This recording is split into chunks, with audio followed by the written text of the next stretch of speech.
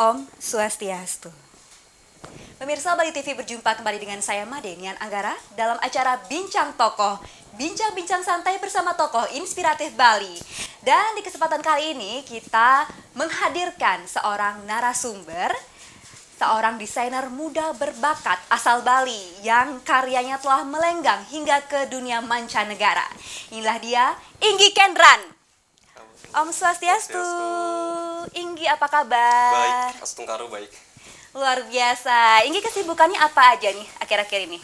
Kesibukan akhir-akhir ini pastinya tetap menjalankan aktivitas profesiku, mendesain, memenuhi permintaan klien, dan mempersiapkan beberapa kompetisi di beberapa bulan mendatang. Nah, kompetisi apa aja itu, Inggi? Untuk sejauh ini sih kita di tahun ini kita mendapatkan banyak kesempatan, kebetulan dapat kepercayaan dari beberapa yayasan nasional seperti Yayasan Putri Indonesia, Mr. Global, dan beberapa ajang lagi. Oke, Yeah. kita ketahui bahwa Inggi sempat mendesain kostum ya? Iya, Sempat betul. juara 1 nih, Inggi. Betul. Kostumnya di belakang kita boleh diceritakan nggak? Baik, kalau yang di belakang ini kebetulan ya adalah evening gown yang digunakan oleh perwakilan Bali di Putri Indonesia di tahun ini dan mendapatkan Best Evening Gown. Dan cerita uniknya nih dari gaun ini sebenarnya sih ini sebenarnya project yang kita lakukan dengan waktu yang sangat-sangat singkat. Berapa lama? 2 minggu kurang. Hanya 2 2 minggu. minggu kurang, dan itu pun ke distract juga, kepotong juga dengan beberapa kompetisi yang lain gitu. Tapi dengan gaun yang kita harus selesaikan dengan sangat singkat ini, akhirnya di luar dari prediksi kami pun di tim kami itu ternyata mendapatkan best evening gown di nasional, dan Di itu ajang apa? di ajang Putri Indonesia. Baik, Dan itu luar menjadi biasa. kebanggaan banget, rasanya seneng banget rasanya. Wow, kalau gaun yang lain ini bisa diceritakan juga, Inggi? Baik, kalau gaun yang lain, kalau yang kuning kebetulan digunakan oleh orang yang sama, di ajang yang sama di Putri Indonesia, tapi bedanya ini digunakan di Grand Final yang ditayangkan live di televisi juga. Oke. Lalu kalau yang hitam itu digunakan oleh penyanyi kebanggaan Bali, salah satunya itu adalah Mahalini yang namanya sudah sangat kuat di nasional ya. Dan di belakang saya itu nasional kostum itu digunakan oleh perwakilan Bali di ajang Miss Grand Indonesia. Baik, saya lihat karya-karya Inggi sangat detail ya, baik dari penataannya, kemudian pemasangan ornamennya, dan lain sebagainya. Nah, awal mula kecintaan Inggi terhadap dunia mode dari mana, Inggi? Kalau dalam dunia mode, mungkin ini ada kaitannya dengan bagaimana aku merintis ya. Baik. Di awal, kalau aku sebelumnya itu lebih memang sukanya itu aku di dunia lukis, ya, di dunia lukis. Lalu seiring waktu aku juga tertarik untuk melihat penari Bali yang akhirnya itu menjadi objek lukisanku. Oke. Nah, dalam menggambar penari Bali muncullah kesenanganku lagi yang lain, itu adalah menggambar busana kostum tari. Ya, busana kostum tari, sehingga akhirnya seiring waktu lagi tahun ke tahun aku mendapatkan kesempatan untuk membuat kostum karnival yang lebih dituntut untuk bagaimana kita membuat detail, membuat siluet, membuat bagaimana kostum terlihat lebih unik, bukan hanya wearable daily Dan seperti akhirnya itu. dari kostum ornamen tersebut bisa ditampilkan dalam bentuk dress gown ya. Betul. Sekarang kayaknya Inggi sudah melebarkan sayap nih ya, Baik. ke dress yang bentukannya lebih ke fashion fashion ya, lebih ke panggung. Gimana nih, Inggi? Ya, jadi ceritanya juga unik ini sebenarnya. Sebenarnya aku adalah desainer yang diberikan nama sebagai desainer. Sebelumnya aku nggak pede banget sebagai desainer, karena aku tahu diri aku bukan lulusan orang fashion. Oh ya? Aku backgroundnya aku itu adalah manajemen bisnis pariwisata di Politeknik Negeri Bali. Oke, jadi pindah alur nih. Betul, jalan Tuhan nggak ada yang tahu ya. Jalan Tuhan nggak ada yang tahu. Iya. Dan ketika aku menjadi mahasiswa di Politeknik Negeri Bali, aku mendapatkan banyak kesempatan. Walaupun pada saat itu aku banyak mengambil libur. Mengambil libur aku banyak banget di sana, tapi setidaknya aku bertanggungjawabkan dari akademik aku di sana. Dan dosen-dosen aku sangat mendukung juga di sana, dan sangat tahu bagaimana proses aku dan kegiatan aku. Jadi awal mula kamu ke dunia desain itu dari kuliah? Betul. akhirnya aku lebih memfokuskan diri sambil kuliah aku merintis di dunia fashion juga. Luar biasa. Dan Inggi bisa memperkenalkan karya-karya selain dari ke dunia istilahnya nasional dan juga sampai ke mancanegara. Nah, titik balik itu bagaimana, Inggi? Baik, ada sebuah momen di mana aku mengalami jatuh, ya. Jatuh ketika berkarya. Namanya orang ada roda kehidupan ya, kadang kita di atas, kadang di bawah. Tapi ketika aku ada di bawah itu, justru aku mendapatkan jalan lain yang dimana ada seseorang yang membantu aku untuk memperkenalkan aku ke Yayasan Nasional. Ya. Dan justru di Yayasan Nasional itu membukakan aku banyak jalan. Dan pada saat itu aku sebagai mahasiswa, ya sebagai mahasiswa mungkin kakak juga tahu ya gimana kita, ya uang ya dari mana kalau bukan dari orang tua atau dari beasiswa Pada mungkin saat kita itu, ya. ya. Jadi ya sehemat-hematnya aku berkarya, aku mempergunakan bahan-bahan bekas juga, bagaimana membagi waktu aku. Karena di momen itu, jalan Tuhan bener-bener nggak ada yang tahu, aku banyak banget dapat kesempatan untuk berkompetisi di internasional. Dan di tahun yang bersamaan juga aku dapat achievement sebagai Best National Costume yang sangat banyak di sana. Itu tahun berapa, Inggi? Itu kurang lebih 2015, 2016, 2017. Oke, awal Ya. mula dari 2015, hampir 10 tahun kamu berkarya di sini. Iya, betul. Baik, dan dalam kecintaan kamu terhadap fashion ya, kamu mulai merintis ke nasional dan hingga karya-karyamu melenggang ke dunia mancanegara. Apa perasaanmu? Pastinya senang, ya. Tidak ada ungkapan kata lain selain senang, bersyukur. Karena satu hal ya, Kak ya, menjadi desainer pun fokus dalam bidang ini adalah di luar dari kendaliku. Aku tidak pernah bercita-cita suatu saat Inggi kamu harus jadi fashion designer. Itu benar-benar jauh dari pikiranku karena aku berpikir suatu saat kamu kerja di hotel, kerja Ya. merintis apa sesuai dengan bidang pendidikanku kan. Baik, benar. Tapi ternyata jalan Tuhan itu menuntun aku untuk mengembangkan apa yang memang benar-benar aku sukai dan cintai. Jadi passionmu ternyata. Betul, bahkan aku pun baru tahu, aku baru sadar kalau oh Inggi ternyata kamu harus seperti ini supaya kamu bisa menikmati hidup kamu. Dan pada kenyataannya kamu menikmatinya dan Sangat. melakukan segala sesuatunya dengan happy. Betul, itu yang Baik, terpenting. luar Itu yang biasa. terpenting. Inggi, ada nggak sih momen kamu jenuh terhadap aktivitas rutinitasmu, menggambar, menjarit, lalu menyusun rangkaian ini? Baik, kalau jenuh sih mungkin bukan jenuh karena benci. Kita kadang-kadang kan memang jenuh itu karena kita kayak ngambek, istilah Balinya mungkin ngambul ya. Karena mungkin ada sesuatu pencapaian yang kita targetkan kita tidak dapatkan ataupun sesuatu yang memang membuat kita terluka gitu. Tapi dari pengalaman-pengalaman itu satu kata yang memang aku bisa pertegas untuk diri aku, Inggi ini memang pilihan hidup kamu dan ini akan jadi pekerjaan kamu. Dan pekerjaan inilah yang memang harus kamu pertanggungjawabkan di depan orang tua kamu, papa mama.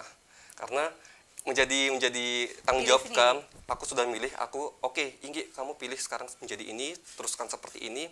Dan sekarang bagaimana ke papa mama yang memang sudah sangat mendukung sejauh ini, yang memang sudah membiayai aku selama ini, aku bisa berbakti balik dengan pekerjaan ini. Saya rasa papa mama sangat bangga, pasti, terhadap Inggi.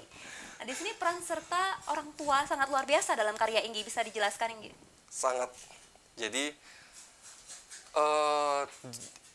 yang aku sadari ya, apa yang buat aku semangat, apa yang buat aku jengah dalam bahasa Balinya, apa yang buat aku ingin melakukan lebih, apakah itu pencapaian prestasi ataupun mengupgrade diriku, itu karena orang tua, papa mama. Itu karena satu, entah kenapa memang powernya aku di papa mama aja sih, orientasi aku papa mama gimana itu aja sih. Selalu meminta pertimbangan orang tua. Ya, mempertimbangkan enggak, tapi papa mama sejauh ini memang mempercayakan segala pilihan itu ke aku.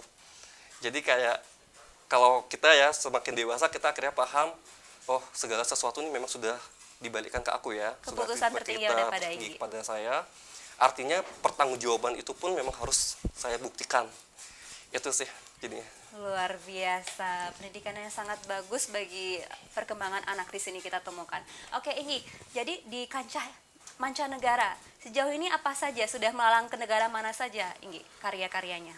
Baik, kalau ke negara mungkin secara garis besar aja Kak ya, karena lumayan beberapa negara juga, karena ajang-ajang pageant itu kan dilakukan di beberapa negara berbeda.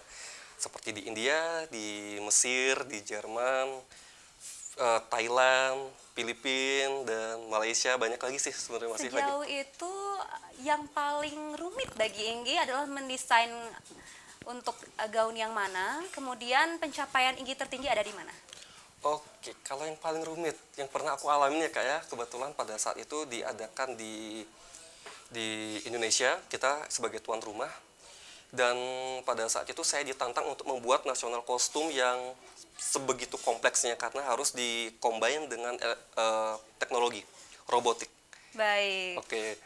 Nah, dengan tantangan seperti itu akhirnya ya banyak banget masalah trouble yang harus Itu saya Inggi buat lewati. full semuanya sampai ke aksesoris robotiknya juga? Kalau robotik enggak, pastinya itu di luar dari jangkauan saya. Baik. Karena saya kan lebih pasti di sisi dekoratifnya ya. Kalau di robotik saya berkolaborasi dengan teman, Oke. ada namanya Beli Cuplis, Oke. ada mahasiswa juga dari Politeknik Negeri Bali. Karena saya merasa berutang dengan Politeknik Negeri Bali, jadi saya berusaha apa ya, menyangkut pautkan Membanggakan. segala sesuatu. Kalau memang ada kesempatan saya membawa mahasiswanya, silahkan gabung. Karena dari sanalah selama saya kuliah, saya bisa menemukan jati diri saya. Luar Gitu. biasa. Dan Inggi sangat bangga terhadap kampus Inggi tercinta. Saya sangat bangga. Karena di sana saya mendapatkan kebebasan untuk menemukan jati diri satu, walaupun memang mungkin fashion dengan Politeknik Negeri Bali nggak ada sangkut pautnya ya, secara gamblang. Ya. Tapi ilmu-ilmu yang saya dapatkan di sana dengan dukungan moral dari dosen-dosen sangat baik untuk saya. Oke, tadi sempat ditampilkan bahwa bisa juga di-mix dengan robotik itu. Iya, betul. Dan pada saat itu, serumit itu mampu Inggi tampilkan di sana, di Iya. panggung itu. Pada saat itu, setelah kita melewati 3 bulan kurang lebih, akhirnya kami berhasil menyempurnakan nasional kostumnya itu dan mendapatkan predikat nomor 4 atau nomor 3 di internasional Sedunia. sedunia. Luar Ya. biasa. Pencapaian sangat luar biasa. Inggi, saya penasaran, mungkin pemirsa juga di rumah, pernahkah Inggi merasa terjatuh atau posisi terendah dalam hidup? Ya, selayaknya manusia biasa ya Kak ya, pasti pernah. Ketika saya merasa terjatuh, itu terjadi ketika ada beberapa kali fase hidup saya seperti itu. Dan apabila kita berbicara tentang bagaimana saya merintis sampai akhirnya saya ada di posisi seperti ini, yang membuat saya benar-benar terjatuh itu adalah ketika saya harus memberanikan diri untuk bangkit dari kejatuhan itu sendiri. Maksudnya ada momen di mana saya benar-benar minder. Saya benar-benar merasa terpukul dan takut untuk bersosialisasi. Jadi kebetulan saya kan baru tinggal di tempat saya yang sekarang ini kurang lebih dari tahun 2013. Saya tergolong pendatang walaupun ini adalah kampung asli saya di Tangep. Oke. Tangep ya. Walaupun Tangep adalah kampung asli saya. Ini Inggi sendiri yang desain ya, Ya, luar betul. biasa. Jadi saya mendesain ini, I'm from Tangep karena ada pertanyaan sering ya, Inggi kamu tinggal di mana? Langsung lihatin bajunya. Iya betul, Oke. I'm from Tangep ya. Jadi seperti Anak itu. muda yang sangat berbakat. Iya. Dan baliknya tadi Kak, pada masa itu aku merasa terkucilkan. Aku merasa terkucilkan karena sebuah kondisi di mana aku takut untuk memunculkan karyaku. Oh ya? Ya, aku sempat seperti itu. Aku Apa pernah yang menyebabkan kamu takut untuk mengekspresikan karyamu? Aku merasa pada saat itu aku dijauhi oleh beberapa kelompok. Kamu sempat masuk dalam kelompok? Dulu pernah. Awal mula berkarir? Ya, awal mula berkarir. Awal mula aku tinggal di sini lebih tepatnya. Dan aku pada saat itu ya benar-benar bahagia karena mungkin di negara pada saat itu tempat aku sebelumnya aku tidak dapatkan lingkungan semacam itu. Cuma di masa ketika aku merasa jatuh itu adalah ketika aku benar-benar gimana ya kayak aku benar-benar harus sempat berpikir aku harus mengubur ini sebagai hobi aku, aktivitas aku yang aku suka kayak gitu. Kenapa? Apa karena karyamu terbelenggu lalu kamu tidak bebas untuk mengekspresikan diri? Mungkin karena sebuah batasan yang secara tidak langsung dibentuk pada saat itu. Cuma aku pada saat itu aku tidak, akhirnya sadar Kak, sadar untuk tidak terkungkung dalam kondisi seperti itu. Aku mencoba untuk lebih legowo, aku mencoba untuk lebih berani untuk bangkit, dan itu semua karena keluarga aku yang yang yang nge-push aku, yang mendorong aku. Agak sulit memang pada saat itu karena memang aku pada basicnya aku adalah tipikal orang pemalu Kak sebenarnya. Aku pemalu, aku minderan. Dan sekarang kamu dihadapkan harus ekstrovert. Iya betul, dan aku dihadapkan dengan situasi baru, aku harus ekstrovert, aku harus keluar dari zona nyamanku, aku harus keluar dari ketakutanku seperti itu. Nah, namun satu hal yang paling aku dapatkan dari kejatuhanku yang seperti itu Kak, sekarang dengan kejadian buruk itu, akhirnya aku membangun diri aku dan meyakinkan diri aku, Inggi, suatu saat kamu harus melahirkan orang-orang yang jauh lebih tinggi daripada kamu. Kamu harus berusaha menjadi guru yang akan mentransfer ilmu yang sudah kamu punya. Dan dari sanalah aku akhirnya mencoba untuk bagaimana aku membuat manajemen kecil yang aku mulai dari zaman-zaman kuliah. Oke. Zaman-zaman kuliah dengan adik-adik kelas, saling sharing tentang pengalaman bagaimana sih kita menjadikan hobi kita menjadi ladang bisnis kita, ladang pekerjaan kita terlebih lagi, dan bagaimana untuk mungkin ada adik-adik yang ada sekolah di desain itu lebih memberanikan diri membangun branding mereka. Apalagi di Bali saat ini kita mungkin tahu ya Kakak, apalagi wanita ya, dunia fashion sangat marak kan sekarang, sangat berkembang pesat banget. Pesat sekali, dan kamu diharapkan mampu untuk beradaptasi. Betul. Mengikuti perkembangan zaman. Betul. Dan orang Bali seharusnya lebih punya start point yang lebih unggul, karena kita memang sudah ada di dunia seni ya. Jadi penyesuaian untuk membangun diri, untuk membawa nama Bali itu sendiri lebih mudah. Benar. Seperti apa yang saya alami, mungkin sebuah privilege saya sebagai orang Bali ketika di nasional memperkenalkan diri. Dari mana? Oh, saya dari Bali. Akhirnya tergaung itu lebih mudah. Seni. Dia desainer dari Bali. Oh, biasa, memang orang-orang sana kan seni, lebih mudah memang. Itu privilege kita sebagai orang Bali kayak gitu. Dan saya lihat keputusan Inggi sangat besar untuk keluar dari perkumpulan itu, lalu Inggi menetapkan diri independen saat ini. Iya, betul. Ya, itu saya jadikan sebuah pilihan, walaupun memang mungkin tidak semudah itu ya Kak ya, Mas, ada pahit manisnya, ada pembicaraan bagaimana, tapi apa yang sudah saya lewati, akhirnya saya sadar, suatu saat akan terungkap bagaimana semestinya, bagaimana yang harus terjadi juga kepada saya. Dan dari sana saya belajar, oke Inggi, mungkin ini saatnya memang kamu harus sendiri. Itu sih nilai positif yang saya ambil. Ini mungkin memang harus saya sendiri yang membangun sebuah jalan baru untuk orang lain. Ya. Dan akhirnya setelah saya memberanikan diri, setelah saya lulus dari Politeknik Negeri Bali, saya meyakinkan diri saya untuk menjadikan ini pekerjaan. Walaupun itu sangat susah pada saat itu. Dan persaingan cukup ketat Kak ya. Apalagi balik lagi saya orang yang baru fresh graduate. Iya. So, ketika kita try to start bisnis, itu pasti akan banyak kendala. Benar. Apakah itu tentang finance, apakah itu tentang pengalaman. Ada tantangannya di sana. Iya, sangat banyak tantangan. Tapi seiring waktu, karena kesempatan yang tadi saya dapatkan di yayasan luar di Jakarta, sudah berhasil saya jadikan itu sebagai tabungan untuk saya branding diri, Kak.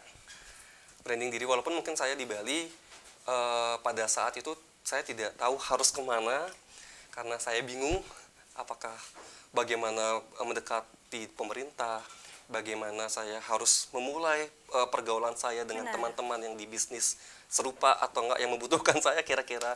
Apalagi pada saat itu kan barang saya masih sesuatu yang tidak lazim. Iya, benar. Kostum-kostum besar itu masih sangat segmentednya, itu khusus banget gitu loh Kak. Kecil sekali dong lingkupnya. Betul. Tapi ternyata ya namanya jalan Tuhan.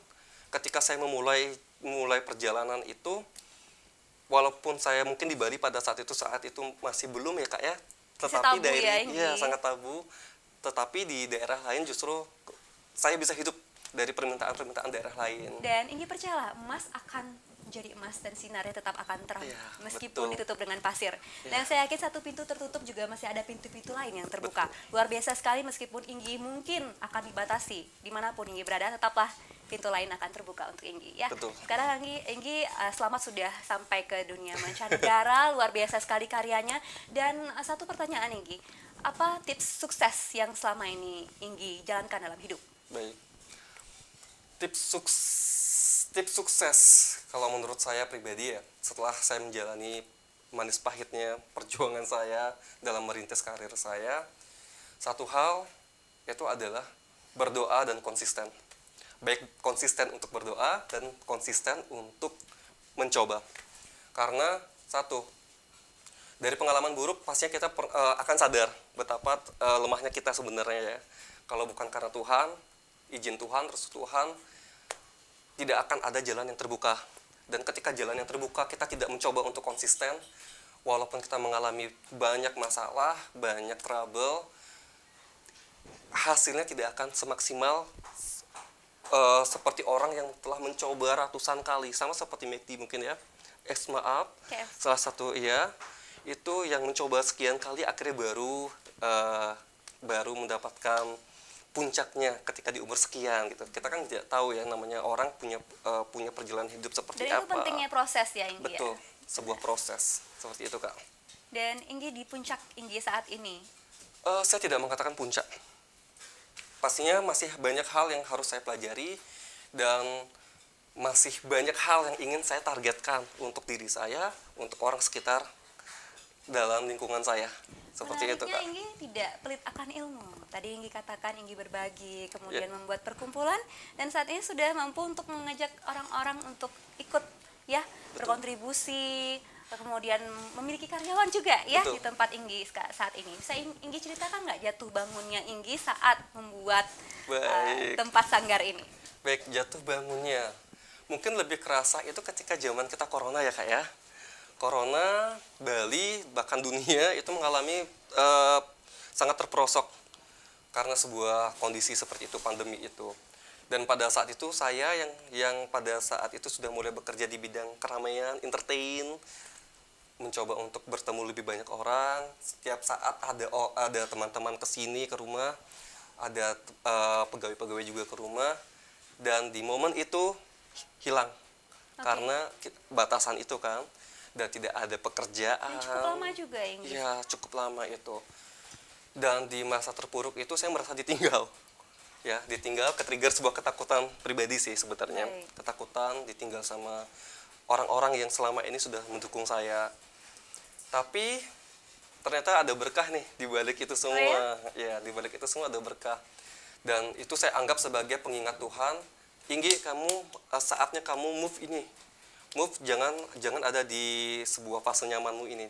Kamu harus pindah atau kembangkan di sebuah bisnis yang lain. Dan pada saat itulah saya memulai untuk membuat evening gown. Wow. Dari sebuah kegabutan saya dengan tim saya. Dari sebuah kegabutan menjadi sebuah kejayaan. Luar biasa Inggi. Dan peran Tuhan dalam hidup Inggi seperti apa? Betul. Tuhan pastinya untuk kita semua adalah segalanya. Dan untuk saya, karena saya tipikal yang memang juga, ya tipikalnya mungkin melankolis ya. Jadi mudah untuk kayak tersentuh. Ketika saya tersentuh, ketika saya mumet dan segala macam, lebih mengarahkan itu ke sesuatu yang berbau spiritual. Apakah itu mendengarkan lagu-lagu spiritual, sehingga dari sana saya bisa lebih berbicara dengan diri saya. Itu cara saya untuk lebih berbicara, untuk menemukan Tuhan dalam diri kita, seperti itu. Sungguh sosok inspiratif. Dan Inggi sejauh ini, adakah kesulitan dalam menemukan ide? Karena memang luar biasa karya Inggi, khususnya di bidang karnaval ya. Ide-ide itu biasanya dapat dari mana Inggi? Oke. Ketika saya mau mengawali merintis dalam dunia perkostuman, sebagai orang Bali tentunya kita punya culture seperti pewayangan dan segala macam ya Kak ya. Dan balik ke pribadi saya sangat suka untuk menuangkan bentuk-bentuk perwujudan dari dewa-dewi. Jadi kalau di nasional nih, setiap kompetisi saya tuh sudah terbranding nasional kostum yang akan saya kompetisikan itu adalah kostum-kostum yang berbau dewa-dewi nih. Dewa Dewi, Dewa Dewi, Dewa Dewi. Sampai akhirnya ada sebuah fase di mana saya harus lebih berani lagi keluar dari zona nyaman. Oke. Jadi jangan Bali terus. Sekarang kamu sudah mewakili Indonesia. Paling enggak bawa angkat daerah Indonesia lain yang bisa kamu explore lagi seperti itu. Terkadang ada tidak kesulitan dalam menuangkan ide menjadi bentuk karya, Inggi? Misalkan mencari propertinya ataukah mencari alternatif bahan lainnya? Kalau alternatif dan segala macam sih sejauh ini masih sesuatu yang masih bisa kami tanggulangi. Karena segala sesuatu kan kami buat. Kami hanya dituntut untuk membuat bagaimana bentukan secara visual. Dan bentukan secara visual pasti kita bisa sesuaikan, tinggal kita searching bagaimana yang harus kita angkat nih, biar nggak salah secara konsep. Apalagi kita mengangkat budaya, yang dimana budaya tersebut pasti punya meaningnya, punya arti. Seperti itu, Kak. Oke, jadi di mana ada usaha, di sana ada jalan tentunya. Betul. Luar biasa Inggi sebagai sosok inspiratif. Dan bagaimana cara untuk tetap low profile seperti Inggi saat ini? Kalau mungkin low profile ya. Kalau low profile mungkin itu adalah sesuatu yang orang lain yang lihat ya. Saya nggak tahu saya low profile atau enggak nih. Cuma satu hal yang saya lakukan ketika saya bertemu dengan orang, itu saya tidak melihat, saya tidak selalu membawa siapa saya. Itu aja sih, Kak. Mungkin beberapa orang melihat, ini kamu kan desainer sudah di internasional, kamu kan di nasional udah ditauin banget, teman-temannya si ini. Cuma itu memang di luar dari kepala saya sih. Jadinya ya jalani senormalnya aja sih, Kak, sebenarnya ya. Kamu tetap apa adanya sampai saat ini. Semoga ya. Oke. Semoga memang benar seperti itu. Luar biasa. Ada nggak sih mimpi Inggi yang ingin Inggi capai lagi? Silahkan. Mimpi. Balik ke pengalaman aku yang tadi, Kak, aku lebih termotivasi untuk bagaimana membuat atau membangunkan seseorang. Membangunkan seseorang ini maksudnya adalah bagaimana seseorang ingin aku bangunkan, hey, bakat kamu seperti ini nih. Kamu harus kembangkan, kamu harus mencoba seperti ini, angkat namamu, bawa namamu. Jangan takut, jangan selalu berusaha menjadi ekor. Ada saatnya kamu harus menjadi kepala. Dan aku ingin melahirkan orang-orang baru, generasi-generasi muda baru yang berani untuk membawa namanya sendiri, nama mereka sendiri. Dan pastinya dengan hal itu aku akan merasa oke, visi misiku sudah ada nih, aku sudah bisa memberikan kontribusi kepada generasi muda untuk membuat mereka lebih berani, membuat mereka lebih percaya diri tentang potensi yang mereka miliki, Kak, khususnya sih di bidang fashion. Oke, Inggi, tidak terasa sudah di penghujung acara. Dan sekarang adakah pesan Inggi kepada pemirsa di rumah bagaimana cara untuk lebih mengeksplor diri dan berani untuk berkarya? Silahkan Inggi. Baik, pesan saya untuk adik-adik khususnya untuk lebih berani menemukan jati diri dan mengakui jati diri Anda. Jangan pernah hanya ingin mencoba karena mengikuti sebuah tren, ya. Karena kita sometimes kita ada fasenya kita lupa tentang apa yang kita butuhkan secara rohani, secara fisik dan apapun itu. Dan ketika itulah kamu akan kehilangan jati diri. Nah, ketika kamu mencoba untuk percaya dan meyakinkan jati dirimu itu apa, di sanalah jalan akan terbuka. Seperti itu, Kak. Jati diri. Temukan jati diri dan jangan takut untuk mengeksplor diri. Betul. Luar biasa Inggi, terima kasih atas waktu dan kesempatannya. Tidak terasa sudah kebersamaan kita di penghujung acara. Pemirsa di rumah, terima kasih atas kebersamaan Anda. Semoga tayangan tadi bermanfaat bagi Anda. Saya Madenian Anggara dan juga Inggi Kendran. Pamit undur diri dan sampai jumpa. Om Santi, Santi, Santi, Om.